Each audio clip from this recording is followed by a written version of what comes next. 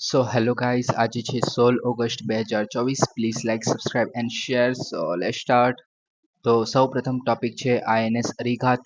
તો ભારતે હવે વ્યૂહાત્મક અવરોધ માટે પરમાણુ મિસાઇલોથી સજ્જ તેની બીજી પરમાણુ સંચાલિત જે સબમરીન આઈએનએસ અરિઘાત છે એને શરૂ કરવા માટે તૈયાર છે. તો આના વિશે જોઈએ તો એ જે છે બેલિસ્ટિક મિસાઇલ સબમરીન છે. ઓકે, અને આ જે છે આઈએનએસ અરિહંતને અનુસરશે, એટલે કે આપણી જે પહેલી જે સબમરીન હતી જે આઈએનએસ અરિહંત છે તે પણ એક પરમાણુ સંચાલિત સબમરીન છે. ઓકે, એમાં પણ બેલિસ્ટિક મિસાઇલ સબમરીન છે. ઓકે, એ જે છે 2018માં શરૂ કરવામાં આવી હતી જે આઈએનએસ અરિહંત છે તે. ઓકે, આ જે છે વિશાખાપટ્ટનમમાં ભારતીય નૌકાદળના જે શિપ બિલ્ડર સેન્ટર છે એના ખાતે બાંધવામાં આવી છે જે અરિઘાત છે તે.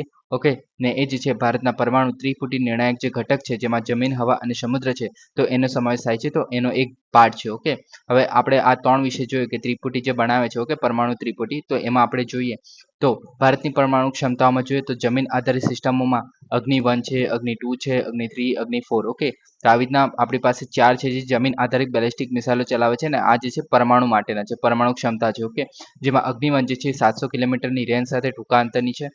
અગ્નિ 2 જે છે 2000 કિલોમીટર સાથે મધ્યવર્તી રેન્જની મિસાઇલ છે. અગ્નિ 3 જે છે 3000 કિલોમીટર સાથે મધ્ય અંતરની મિસાઇલ છે. અને અગ્નિ 5 જે છે એ આપણે 5000 કિલોમીટરથી વધુ રેન્જની સાથે ઇન્ટરકોન્ટિનેન્ટલ બેલિસ્ટિક મિસાઇલ છે જે ચીન અને અન્ય દૂરના જે પ્રદેશો છે ત્યાં સુધી લક્ષ્ય પહોંચાડી શકે છે. ઓકે, ત્યાં સુધી દાગી શકે છે. ઓકે, નેક્સ્ટ જોઈએ સમુદ્ર આધારિત સિસ્ટમો. તો આપણે અત્યારે જે લોન્ચ કરી છે આઈએનએસ અરિહંત. ઓકે, તેમાં K50 સાગરિકા અને જે K4 મિસાઇલો છે એનાથી સજ્જ પરમાણુ સંચાલિત સબમરીન છે. ઓકે, એના પછી જે આઈએનએસ અરિઘાત જે છે, ઓકે, તો એ પણ એક ફોલો અપ છે અરિહંતનું. ઓકે, એની અંદર પણ વિવિધ મિસાઇલો વહન કરી શકશે. ઓકે, અને આ જે છે સેકન્ડ સ્ટ્રાઇક વિશ્વસનીય ક્ષમતા પૂરી પાડે છે ભારતને. ઓકે, સેકન્ડ સ્ટ્રાઇક એટલે શું, એટલે કે મતલબ ધારો કે કોઈ જગ્યાએ હુમલો થયો હોય તો બીજી વખત જ્યારે હુમલો કરવાનો વાત આવે છે ત્યારે આને સેકન્ડ સ્ટ્રાઇક કહેવાશે, એટલે કે બીજો સ્ટ્રાઇક એટલે કે હુમલો. ઓકે, એક રીતે. ઓકે, એર આધારિત સિસ્ટમમાં જોઈએ તો ભારતનું જે હવા આધારિત પરમાણુ પ્રતિરોધમાં ફાઇટર એરક્રાફ્ટનો સમાવેશ થાય છે, જેની અંદર આપણે મિરાજ 200 અને જે Su-30 MK જે એરક્રાફ્ટ છે, ઓકે, તો એનો સમાવેશ થાય છે. ઓકે, પરમાણુ શસ્ત્રોને પહોંચાડવામાં. ઓકે, તો આ જે ત્રણ વસ્તુ છે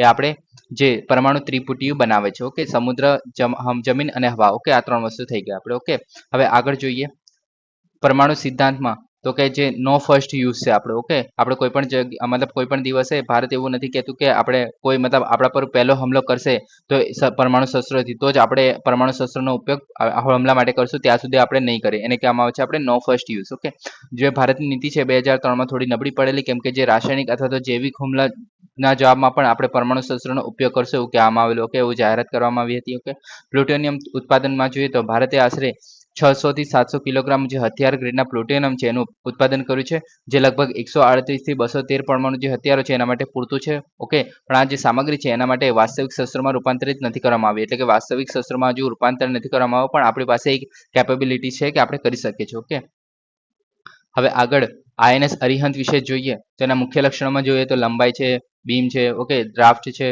વિસ્થાપન છે, ઓકે, એનું મતલબ વજન છે. ઓકે, ને પ્રોપલ્શનમાં જોઈએ તો પ્રેશરાઇઝ વોટર રિએક્ટર છે એના દ્વારા સંચાલિત 7 બ્લેડ પ્રોપેલર્સ છે. ઓકે, અને ઝડપ જોઈએ તો 12 થી 15 નોટિકલ માઇલ્સ છે જે સપાટી પર છે, અને ડૂબી ગયું હોય ત્યારબાદ 24 નોટિકલ માઇલ્સ એની સ્પીડ છે. ઓકે, હવે મિસાઇલ ક્ષમતા જોઈએ તો 4 પરમાણુ સક્ષમ છે આમાં. K4 SLBM જે છે એની રેન્જ 3500 કિલોમીટર સુધીની છે, અને જે 12 પરંપરાગત જે વોરહેડ છે જે K50 SLBM છે. ઓકે, તો એ જે છે 750 કિલોમીટર સુધીની છે અંદાજે. ઓકે, આગળ જોઈએ તો વધારાના શસ્ત્રમાં ટોર્પિડોઝ જોવા મળે છે, એટલે કે જે આની અંદર આપણે જે સબમરીનમાંથી જે મિસાઇલ છોડવામાં આવે છે, જો આપણે પાણીમાં ટ્રાવેલ કરતા હોય તો એને ટોર્પિડોઝ કહેવામાં આવે છે. ઓકે, સલામતીના પગલામાં જોઈએ તો 2 સ્ટેન્ડ બાય સહાયક એન્જિન છે, અને કટોકટીની શક્તિ અને ગતિશીલતા માટે રિટ્રેકેબલ થ્રસ્ટર પણ છે. ઓકે, હવે નેક્સ્ટ થયું આપણું અમૃત ભારત સ્ટેશન યોજના ABSS.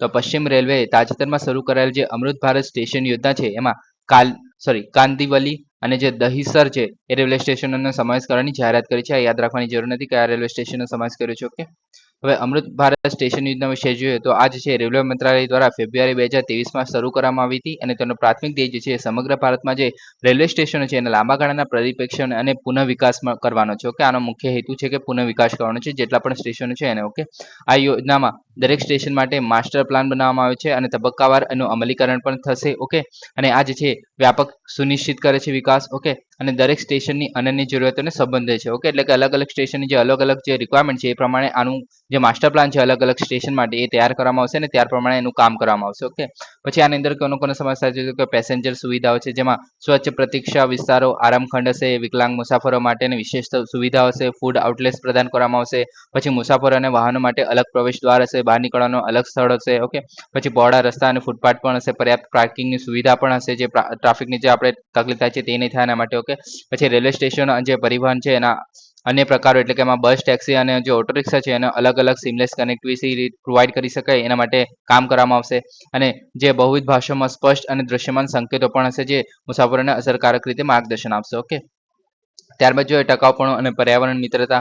તો આ જે છે ઉર્જા કાર્યક્ષમ બનાવશે, જે લાઇટિંગ અને ઉપકરણોને પ્રોત્સાહન આપશે. ઓકે, પછી વરસાદી પાણીને એકત્રિત કરવા માટે પણ સિસ્ટમો બનાવવામાં આવશે. પછી ટ્રેક જે છે અવાજ અને કંપનને ઘટાડે છે એવા ટ્રેક બનાવવામાં આવશે, જેને કહેવામાં આવે છે બેલાસ્ટલેસ ટ્રેક્સ. ઓકે, બેલાસ્ટલેસ ટ્રેક જે છે એ ટ્રેકનો અવાજ જે મતલબ આપણે રેલગાડી આવતી હોય, ઓકે, ત્યારે જે અવાજ આવતો હોય તો ટ્રેકનો અને કંપન જે હોય છે આપણે સ્ટેશન પર ઉભા હોઈએ છીએ ત્યારે, તો તે ઘટાડવાનું કામ કરશે આ ટ્રેક્સ. ઓકે, અને રૂપ પ્લાઝા એટલે કે જ્યાં ઉપલબ્ધ કરી શકાય ત્યાં પ્લાઝા જે વ્યાવસાયિક પ્રવૃત્તિઓ અને જે મુસાફરીની સુવિધા માટે વધારાની જગ્યા બનાવશે. ઓકે, આગળ જોઈએ તો અમૃત ભારત સ્ટેશન યોજનામાં જે એના કાયાકલ્પના કામોમાં જોઈએ તો સમાવેશ સ્ટેશનમાં 13 રેલવે સ્ટેશનનો સમાવેશ કરવામાં આવશે. ઓકે, હવે આ યાદ રાખવાની જરૂર નથી કયા કયા 13 છે. ઓકે, પરિવર્તન લક્ષ્યમાં જોઈએ તો શહેરના કેન્દ્ર અને જે શહેરી ચિહ્નો બનાવવાનું લક્ષ્ય રાખે છે. ઓકે, અને જે શહેરો છે એને ઓળખે છે એના માટે. ઓકે, પછી shopping zones, food courts, children play area, multi level parking છે, શારીરિક રીતે અશક્ત મુસાફરો માટેની સુવિધા છે અને વિશ્વ વર્ગની જે સુવિધા છે એ પૂરી પાડવામાં આવશે. એટલે કે આપણે વર્લ્ડ લેવલે ક્લાસિક એક મતલબ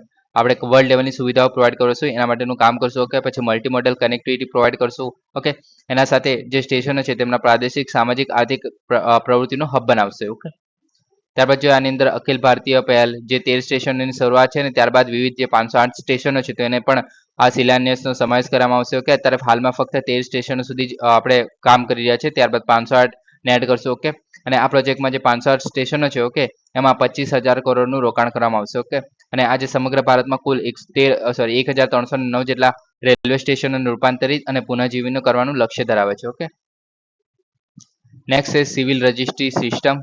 ઓકે, તો આ જે છે કેમ ન્યૂઝમાં છે તો જન્મ અને મૃત્યુની જે નોંધણી કરતી જે સિવિલ રજિસ્ટર સિસ્ટમ છે. ઓકે, તો એ જે છે નાગરિક નોંધણી સિસ્ટમ છે. ઓકે, તો એ જે પોર્ટલ છે એ છેલ્લા 4 મહિનાથી તકનીકી સમસ્યાઓનો સામનો કરી રહ્યો છે.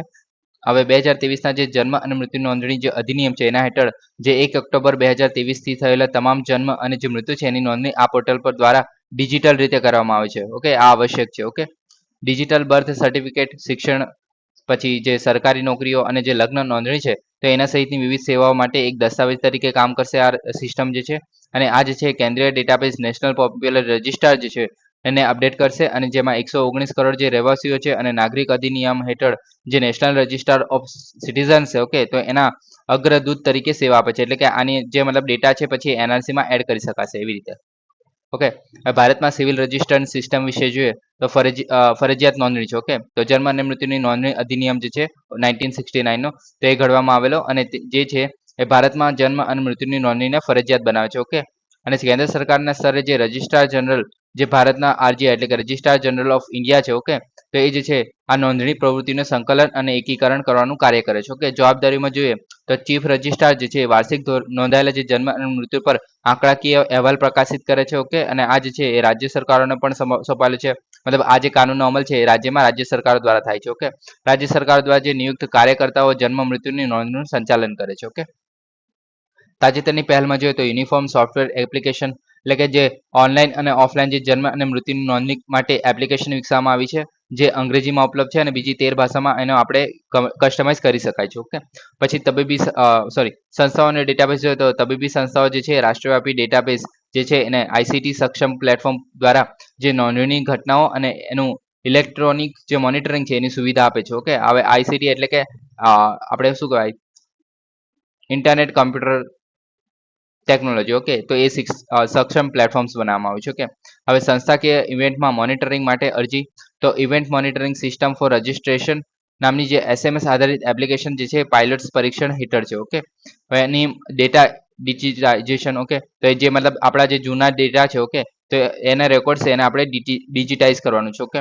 અને આ જે છે સરળ પુનઃપ્રાપ્તિ અને સંગ્રહ માટે ઇઝી બનાવે એના માટે. ઓકે, કેમ કે આપણે જે જોઈએ છે કે જે જૂના રેકોર્ડ છે મોસ્ટલી ફાઇલમાં ધૂળ ખાતા હોય છે એના કારણે. ઓકે, પછી નેશનલ પોપ્યુલેશન રજિસ્ટર જે છે એના સાથે જોડાણ કરવામાં આવશે. ઓકે, જે આ સિટીઝન રજિસ્ટર સિસ્ટમ છે એનું. ઓકે, નેક્સ્ટ છે અદાણી ગ્રુપમાં વિવાદ. ઓકે, તો જે હિન્ડનબર્ગે તાજેતરમાં આરોપોમાં સેબીના અધ્યક્ષ પર આરોપ મૂક્યો હતો. ઓકે, તો આના વિશે જોઈએ તો સમાચારમાં કેમ છે તો કે અદાણી ગ્રુપ છે એમને જે જાન્યુઆરી 2023માં અહેવાલોના 1.5 વર્ષ પછી યુએસ થી જે શોર્ટ સેલર જે હિન્ડનબર્ગ રિસર્ચ છે. ઓકે, તેને ભારતના મૂડી બજારના જે નિયમનકાર Securities and Exchange Board of India છે. ઓકે, તો એના પર એમના જે અધ્યક્ષ છે એના પર માધવી પુરી બુચ જે છે તો એમના પર આરોપ લગાડેલા.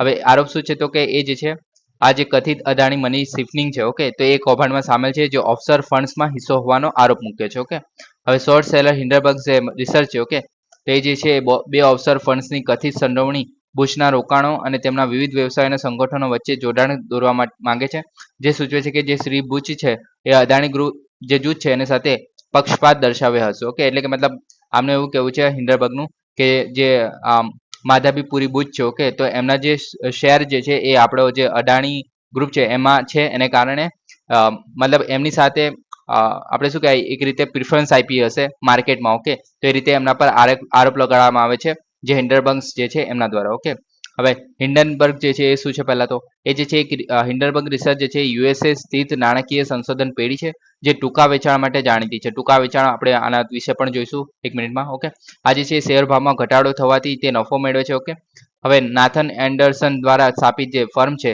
એ ફોરેન્સિક નાણાકીય સંશોધનમાં નિષ્ણાંત છે. ઓકે, અને જે ઘણીવાર છેતરપિંડી અથવા તો જે ગેરવહીવટ ઉજાગર કરવા માટે ન્યૂઝમાં રહે છે. ઓકે, હિન્ડનબર્ગે નિકોલો અને અદાણી ગ્રુપ જેવા કંપનીઓના જે અહેવાલો છે એના સાથે નોંધપાત્ર ધ્યાન મેળવ્યું છે અત્યારે. ઓકે, હવે આપણે શોર્ટ સેલિંગ વિશે જોઈએ તો શોર્ટ સેલિંગ જે ટૂંકું વેચાણ જે છે એક ટ્રેડિંગ વ્યૂહરચના છે જે રોકાણકાર જે સ્ટોકના ભાવે ઘટશે તેવી અપેક્ષા રાખે છે અને ઉધાર લીધેલા શેર જે છે એ વેચે છે. ઓકે, હવે પ્રક્રિયા જોઈએ કે આ જે શોર્ટ સેલિંગ છે આખી કેવી રીતના ચાલે છે. ઓકે, તો રોકાણકારો અથવા તો બ્રોકર છે એ અન્ય રોકાણકારો પાસેથી શેર ઉધાર લે છે. ઓકે, હવે આ શેર જે લીધેલા ઉધાર છે. ઓકે, ઉધાર લીધેલા જે શેર છે. ઓકે, તે એ જે છે શેર બજારમાં વેચે છે. ઓકે, હવે શેર બજારમાં વેચે છે ધારો કે એક્ઝામ્પલ તરીકે લઈએ. ઓકે, તો આ જે છે કે ધારો કે આ જે 1000 રૂપિયાના જે દરે 10 શેર વેચે છે. ઓકે, હવે આ જે શેર છે. ઓકે, તો શેરની કિંમત ધારો કે 85 રૂપિયા ઘટી ગઈ. ઓકે, તો એ જે મતલબ આ 10 શેર જે વેચેલા એની કિંમત ઘટીને 85 રૂપિયા થઈ ગઈ, એટલે કે 100 રૂપિયાનો એક શેર હતો. બરોબર છે,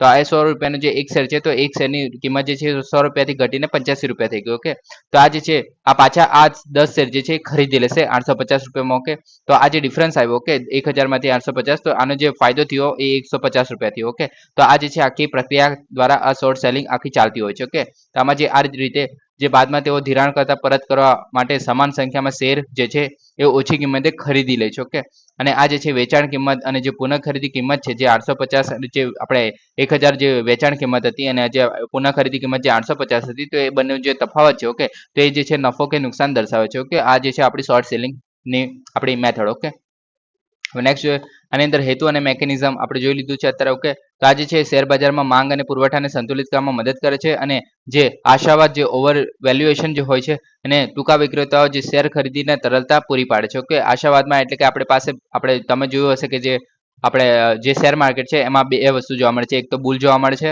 અને એક રીચ જોવા મળે છે. ઓકે, તો બુલ વાળા જે છે એવું વિચારતા હોય છે કે જે શેરના માર્કેટ મતલબ જે શેરના ભાવ જે છે એ ઉપર ચડે. ઓકે, ને જ્યારે આપણે બુલ વાળા જે રીચ વાળા હોય છે તે એવું વિચારતા હોય કે શેરના ભાવ છે એ નીચે ઘટે. ઓકે, તો આજે આપણે જોયું જે શોર્ટ સેલિંગ. ઓકે, તો એ જે છે રીચ વાળા છે. ઓકે, તો એવું વિચારતા હોય કે શેરના ભાવ ઘટી જાય. ઓકે, શેરના ભાવ ઘટી જાય. ઓકે, અને જે આશાવાદ જે છે ઓવર વેલ્યુએશન જે વાળા છે એ વિચારતા હોય છે કે શેરના ભાવ જે છે એ વધી જાય. ઓકે, એ રીચ વાળા બુલ વાળા છે. ઓકે, તો એ જે છે ટૂંકા વિક્રેતાઓને શેર વેચીને તરલતામાં પૂરી પાડે છે. ઓકે, એટલે કે આ જે મતલબ આ જો વધારે પડતું જો કોઈ પણ શેરનું જો ઓવર વેલ્યુએશન એટલે કે જેની મતલબ એની વેલ્યુ નથી એના કરતા જો એનું વધારે પડતો ભાવ થતા હોય. ઓકે, તો આ જે છે ટૂંકા વિક્રેતાઓ એ શેર વેચીને જે તરલતા છે એ પૂરી પાડે છે, એટલે કે એમના ભાવ મતલબ વધુ પડતો જે ભાવ છે એને કંટ્રોલ કરવાનું ટ્રાય કરે છે. ઓકે, એક રીતે.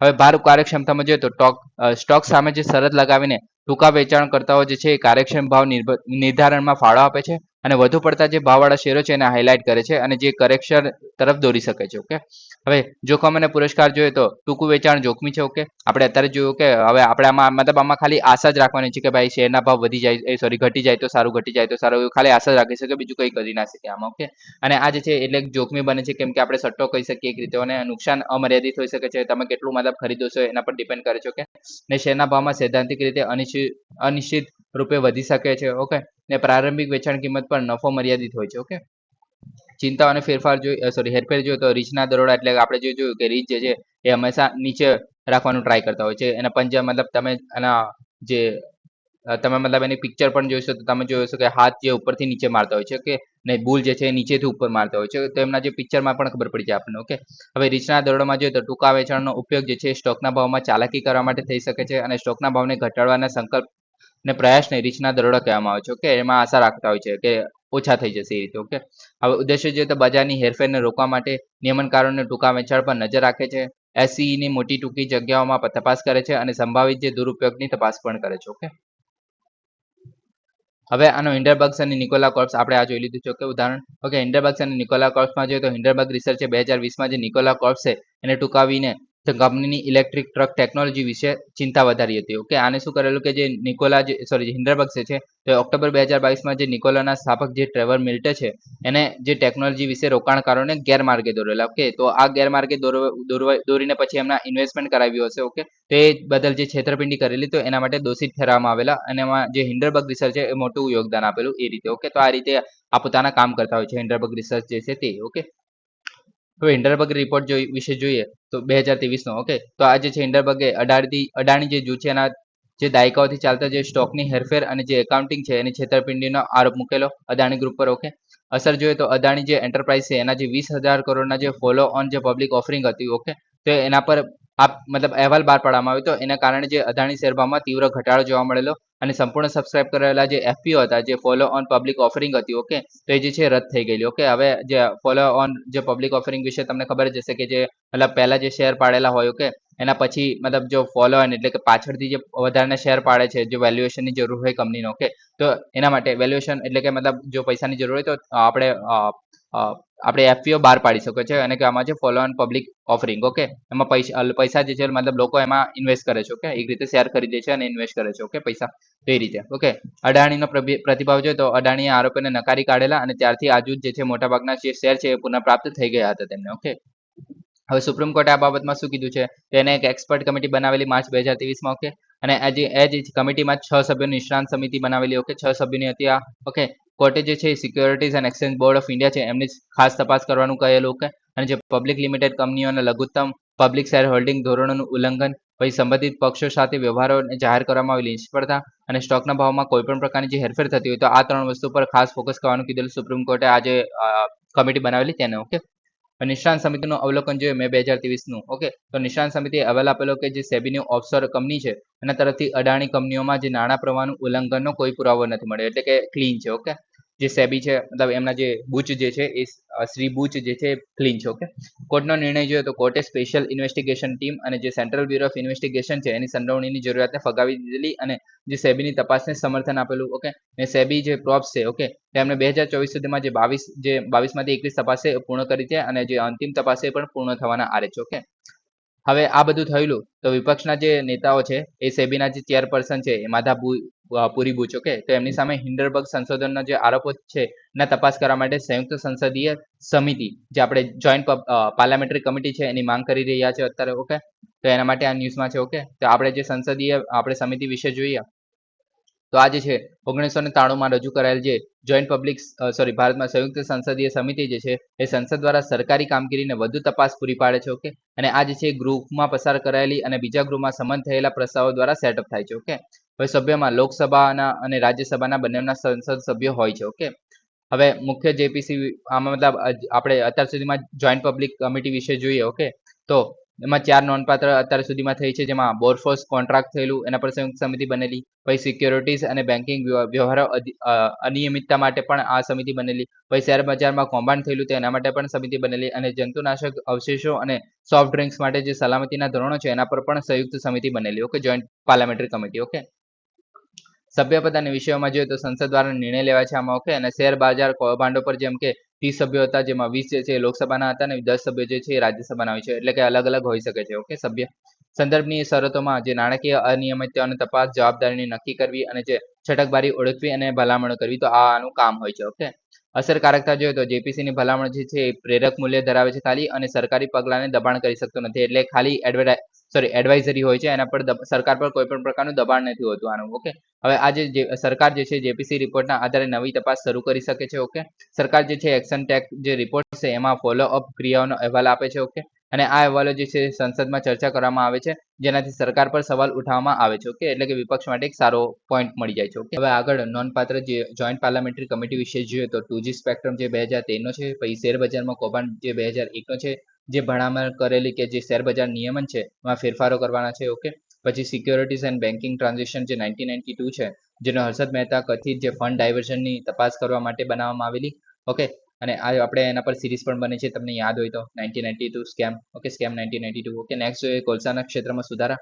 તો કેન્દ્રીય કોલસા મંત્રાલયે કોલ ઇન્ડિયા લિમિટેડ હેઠળના મોટા જે કોલસાની ખાણ છે એના પ્રોજેક્ટ્સ માટે ગ્લોબલ માઇનિંગ ડેવલપર્સ કમ ઓપરેટર્સને જોડીને કોલસાના ખાણમાં ક્રાંતિ લાવવાની પહેલનું અનાવરણ કર્યું છે. ઓકે, તો આ જે છે હવે કોલસાના ક્ષેત્રમાં વિદેશી પ્રત્યક્ષ રોકાણ એટલે કે એફડીઆઈ વિશે જોઈએ તો પહેલા હવે આપણે સૌપ્રથમ જોઈએ એફડીઆઈ એટલે શું. ઓકે, તો એફડીઆઈ હોય છે અને એફપીઆઈ હોય છે. ઓકે, આને કહેવામાં છે ફોરેન ડાયરેક્ટ ઇન્વેસ્ટમેન્ટ. ઓકે, આને કહેવામાં છે ફાઇનાન્શિયલ પોર્ટફોલિયો ઇન્વેસ્ટમેન્ટ. ઓકે, હવે જે એફડીઆઈ હોય છે, ઓકે, તો વિદેશી કંપની અથવા તો પ્રોજેક્ટ્સમાં માલિકી મેળવે છે. ઓકે, આમાં માલિકી મળે છે. ઓકે, અને આ જે છે માલિકી નિયંત્રણ વિના અયસ્ક મતો એટલે કે જે સ્ટોક અને જે બોન્ડ છે એમાં રોકાણ કરે છે. ઓકે, આ જે એફડીઆઈ છે એન્ટિટી પર નિયંત્રણ પૂરું પાડે છે. ઓકે, એટલે કે જે કંપનીની એન્ટિટીઝ એટલે કે મશીનરીઝ ને એવું બધું હશે તો તેના પર પણ નિયંત્રણ પૂરું પાડે છે.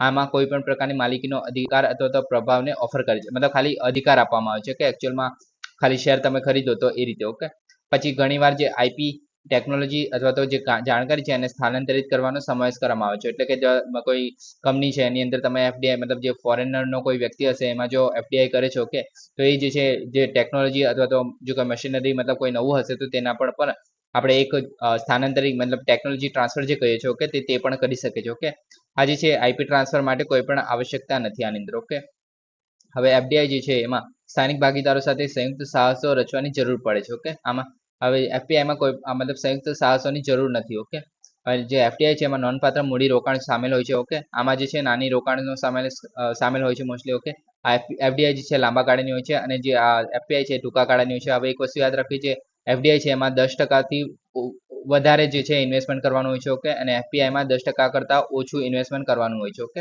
તો આ છે આપણે થઈ ગયું નાની રોકાણ અને મોટું રોકાણ. ઓકે, હવે ઉદ્યોગોના મુખ્ય ખેલાડીઓ સાહસ મૂડી કંપનીઓ અને જે નાણાકીય સંસ્થાઓ છે એ એફડીઆઈ કરતા હોય છે મોસ્ટલી, અને ટૂંકા ગાળાના નફાની શોધમાં જે લોકો હોય છે તે નાના રોકાણમાં હોય છે. ઓકે, આટલું જોઈ લીધું, એફડીઆઈ આપણે સમજી ગયા. ઓકે, હવે 2019માં જે ઉદ્યોગ અને જે આંતરિક વેપાર પ્રમોશન વિભાગ છે એને કોલસા અને કોલસાની જે ખાણકામ છે એની પ્રવૃત્તિના વેચાણ માટે ઓટોમેટિક રૂટથી 100%. ઓકે, હવે તમને ખબર હોય છે કે ઓટોમેટિક રૂટથી 100% એટલે એફડીઆઈ છે એ કેવી રીતના. ઓકે, તો હવે બે વસ્તુ હોય છે, એક તો ગવર્મેન્ટ રૂટ હોય છે. ઓકે, ગવર્મેન્ટ રૂટ હોય છે અને બીજો હોય છે ઓટોમેટિક રૂટ. ઓકે, તો ગવર્મેન્ટ રૂટ જે હશે, હવે ધારો કે કોઈ બેન્કિંગ સેક્ટર છે. ઓકે, બેન્કિંગ સેક્ટરમાં 75% સુધીનું જે ઓટોમેટિક રૂટથી પ્રોવાઈડ કરવામાં આવે છે, અને 75% કરતાં જો વધારે આપણે લઈ જવું હોય. ઓકે, તો ત્યાર પછી મતલબ 100% સુધીની જો આપણે ઇન્વેસ્ટમેન્ટ કરવું હોય, એફડીઆઈ જો લેવું હોય બહારથી. ઓકે, તો એમાં પછી આપણે ગવર્મેન્ટનું અપ્રુવલ જોઈશું. ઓકે, તો તેને કામ આવે છે ગવર્મેન્ટ રૂટ. ઓકે, ઓટોમેટિક રૂટમાં એવું છે કે આપણે સ્પેસ સેક્ટરમાં પણ અમુક જે વિભાગ છે. ઓકે, અમુક જે વસ્તુઓ છે જેમ કે આપણે સ્પેસની જે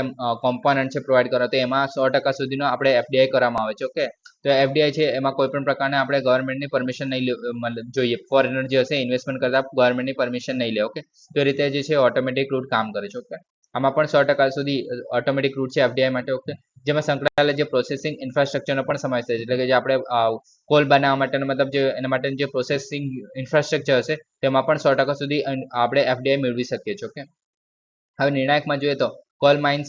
ઓકે, જે વિશેષ જોગવાઈઓ અધિનિયમ 2015 છે અને ખાણ ખનિજ વિકાસ અને નિયમન અધિનિયમ 1957 છે. ઓકે, તો અને અન્ય સંબંધિત જે કાયદો છે એની અંદર આ દર્શાવેલી જોગવાઈઓને આધીન છે, એટલે કે આ જોગવાઈઓ મતલબ પ્રમાણે કામ કરવાનું હશે. ઓકે, હવે જે માઇનિંગ ડેવલપર્સ કમ ઓપરેટર્સ એની ભૂમિકા અને જવાબદારીઓ જોઈએ તો એમડીઓ જે છે એ ખાણકામ પ્રેક્ટિસને આધુનિક બનાવશે, કેમ કે એફડીઆઈ આવશે તો એની સાથે ટેકનોલોજી પણ આવશે. ઓકે, અને ઓપરેશનલ કાર્યક્ષમતામાં સુધારો કરશે અને અદ્યતન તકનીકી જે ક્ષમતા છે એને પણ દાખલ કરશે. ઓકે, હવે નિર્ણાયક પાસાઓમાં જોઈએ તો એમડીઓ જે છે રિહેબિલિટેશન એન્ડ રિસેટલમેન્ટ જે છે ના મુદ્દાઓ, જમીન સંપાદન, પર્યાવરણની મંજૂરી જેવા નિર્ણાયક જે પાસો છે એનું સંચાલન કરે છે. ઓકે, તેઓ પર્યાવરણીય ધોરણોનું સખત પાલન સુનિશ્ચિત કરવા માટે રાજ્ય અને કેન્દ્રીય પ્રદૂષણ જે નિયંત્રણ બોર્ડ છે એની સાથે સંકલન પણ કરે છે. ઓકે, કોલસા ક્ષેત્રમાં અન્ય તાજેતરમાં સુધારામાં જોઈએ તો સંયુક્ત લાયસન્સિંગ એટલે કે ખાણ અને ખનિજ વિકાસ નિયમન સુધારો અધિનિયમ જે 2021 છે એ સંયુક્ત પ્રોસેસિંગ જે લાયસન્સિંગ કમ માઇનિંગ લીઝ છે. ઓકે, તો તેને મંજૂરી આપે છે. ઓકે,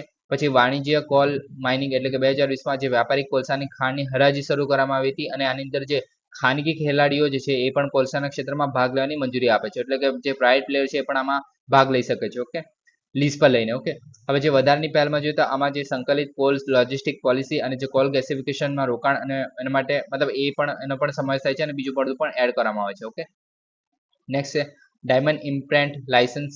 તો તાજેતરમાં કેન્દ્રીય વાણિજ્ય અને ઉદ્યોગ મંત્રી છે gems and jeweller export promotional council છે એના દ્વારા આયોજિત ઇન્ડિયા ઇન્ટરનેશનલ જ્વેલરી શો છે 2024નો તે 40મી આવૃત્તિ હતી અને આમાં છે એ ડાયમંડ ઇમ્પ્રેન્ટ લાયસન્સ છે એ રજૂ કરવાની જાહેરાત કરી છે. આ વસ્તુ યાદ રાખવી કે કોના દ્વારા છે તો કે gems and jewellers export promotional commission એ શું આયોજિત કરે છે તો ઇન્ડિયન ઇન્ટરનેશનલ જ્વેલર શો 2024 અને કઈ આવૃત્તિ હતી 40મી આવૃત્તિ હતી. ઓકે, હવે આ જે લાયસન્સ વિશે જોઈએ તે જે છે એ જે ડાયમંડ ઇમ્પ્રેન્ટ લાયસન્સ છે એ રત્ન અને ઝવેરાત ક્ષેત્રના જે ભારતીય નિકાસકારો છે એને લાભ આપવા માટે રચાયેલું છે અને આ જે છે નિકાસકારો અને જે લાયસન્સનો ઉપયોગ કરીને કટ અને પોલિશ્ડ હીરાની આયાત માટે કરી શકે છે અને એ જે છે એમાં અર્ધ પ્રોસેસ્ડ, હાફ કટ અને જે તૂટેલા હીરા છે એનો સમાવેશ થાય છે. ઓકે, હવે આયાત માટેની કેટલીક શરતો છે. ઓકે, જેમાં પ્રથમ છે કે નિકાસકારો જે છે અગાઉના 3 વર્ષથી તેમના સરેરાશ ટર્નઓવરના જે 5% અથવા તો સંભવિત 10% જે પહેલા હતું. ઓકે, તો એ જે છે એના પ્રમાણે હીરાની આયાત કરશે. એટલે કે તમારું જે મતલબ હીરો મતલબ જે નિકાસકાર હશે તે હીરાનું મતલબ એમના જે પ્રોફિટ થયો હશે તેના 10% અથવા તો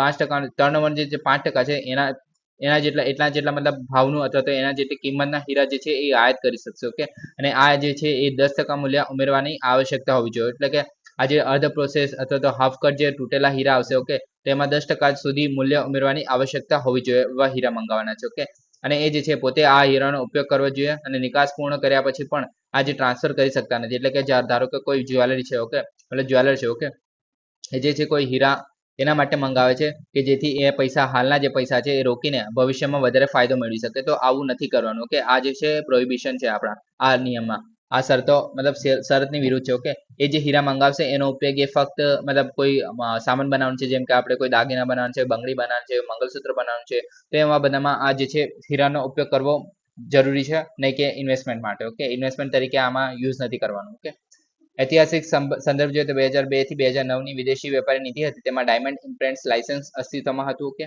મહત્વ જોઈએ તો ભારતની જે એમએસએમઈ એટલે કે micro small and medium enterprise છે હીરાના નિકાસકારો માટે મોટો સાથીઓની જે સરખામણી છે એને એક લેવલ પ્લેઇંગ ફિલ્ડ છે પ્રોવાઈડ કરશે. ઓકે, અને ભારતીય હીરાના વેપારીઓ દ્વારા હીરાને ખાણના સ્થળો પર રોકાણની ઉડાનને અટકાવે છે. ઓકે, હવે જે એમએસએમઈ ની કેવી રીતના હેલ્પ કરશે તો કે પહેલા તો પૈસાની જરૂર હોય છે. ઓકે, તો એમાં મતલબ એક રીતે આ પૈસા પ્રોવાઈડ કરશે. ઓકે, અને આપણે એને બહારથી મંગાવીએ છીએ તો એક રીતે ફાયદો પણ રહેશે. ઓકે, પછી ભારતની જે હીરાના વેપારી છે એના દ્વારા હીરાની ખાણને સ્થળો પર જે રોકાણ કરવામાં આવે છે એના પણ રોકાણને અટકાવે છે. કેમ કે આપણે બહાર મતલબ હીરામાં ક્યારે મળશે ખાણમાંથી કોઈ નક્કી નથી હોતું. ઓકે, તો એ જે છે બહારથી આપણે મંગાવી શકીએ છીએ અને ફટાફટ આપણે કામ કરી શકીએ છીએ અને એના કારણે જે રોજગાર છે એને પણ તકો જન્મ થશે. ઓકે, નેક્સ્ટ છે જેમ્સ અને જ્વેલરી એક્સપોર્ટ પ્રમોશનલ કાઉન્સિલ વિશે જોઈએ તો એ છે 1966માં ભારત સરકારના વાણિજ્ય મંત્રાલય છે એના દ્વારા સ્થપાયેલી અને આ જે છે નિકાસ પ્રયાસોને વેગ આપવા માટે શરૂ કરાયેલી અને નિકાસ પ્રમોશનલ કાઉન્સિલ છે એમાંની એક છે. ઓકે, ભારતની સ્વતંત્રતા પછી અર્થવ્યવસ્થા આંતરરાષ્ટ્રીય બજારોને પ્રવેશીને ત્યારથી નિર્ણાયક ભૂમિકા ભજવે છે. ઓકે,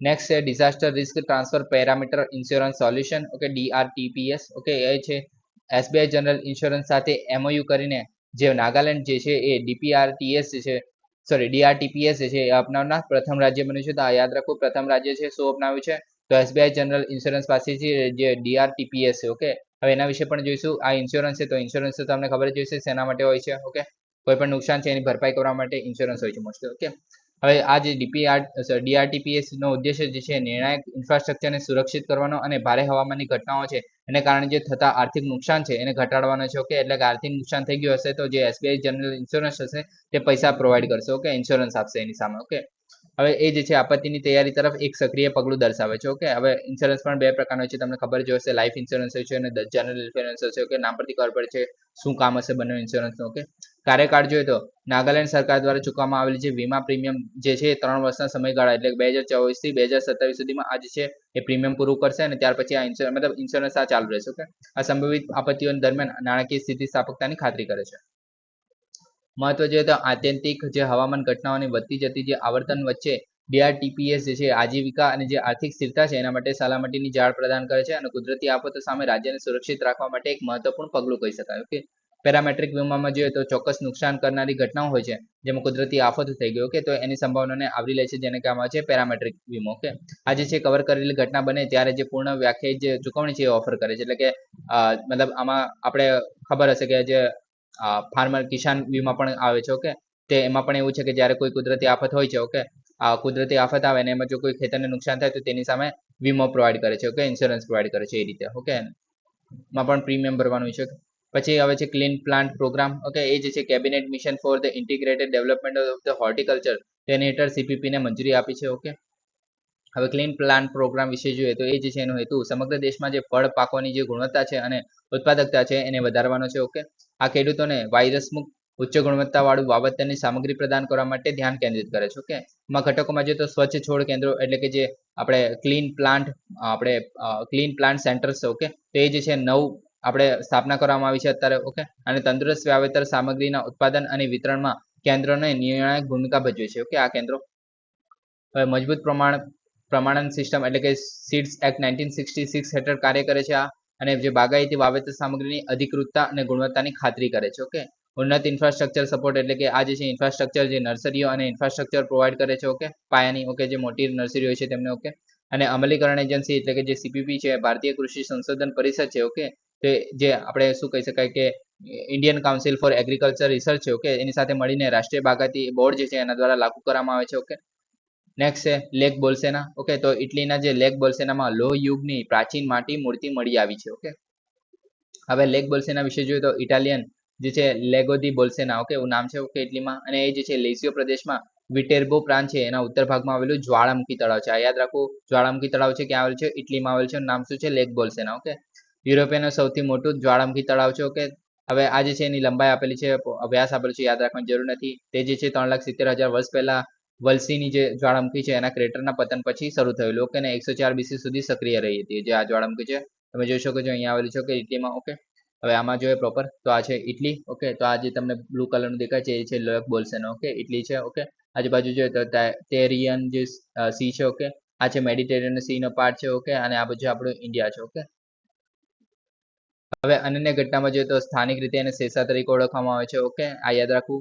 ઓકે, ટાપુઓ જે તળાવના દક્ષિણ ભાગમાં આવેલા 2 ટાપુઓ છે જેમાં માટાના અને બેસિન્ટા જે છે પાણીના વિસ્ફોટથી રચાયા હતા. ઓકે, કુદરતી સૌંદર્ય જોવા મળે છે. ઓકે, તળાવના કિનારે. ઓકે, જંગલો, રીડ બેડ, શાંત કોવ, ઓલિવ ગ્રોવ્સ અને દ્રાક્ષવાડીઓ અને ખેતીના ખેતરો પણ જોવા મળે છે. ઓકે, આની અંદર આજુબાજુ બોર્ડરિંગ ટાઉન્સ 2 છે, કેપોડીમોન્ટે અને બોલ્સેના. ઓકે, જ્વાળામુખી તળાવો જે છે એ કેવી રીતના બને છે તો જ્વાળામુખી જે ખાડો છે અથવા કેલ્ડેરા અથવા તો ડિપ્રેશનની અંદર રચાય છે અને આ જે છે જ્વાળામુખી નીકળ્યા બાદ એટલે ફાટી નીકળ્યા પછી વિકાસ પામે છે. જ્યારે ખાડો અથવા જે કેલ્ડર છે એ વરસાદ, ભૂગર્ભજળ અથવા તો પીગળતા બરફને કારણે મતલબ એ જે છે જ્વાળામુખીનું જે કેડર છે એ પડી ભાંગે અથવા તો મતલબ સુકાઈ જાય અથવા તો મતલબ એક્સટેન્ડ થઈ જાય. ઓકે, તો ત્યાર પછી આ જે વરસાદ થાય અથવા તો બરફ જો પીગળી જાય તો ત્યાં પાણી ભરાઈ જાય છે અને એ રીતે જ્વાળામુખી તળાવ રચાય છે. ઓકે, સો ગાઈઝ આજ માટે આટલું જ. Please subscribe, like and share. Thank you for listening. જય હિન્દ, વંદે માતરમ.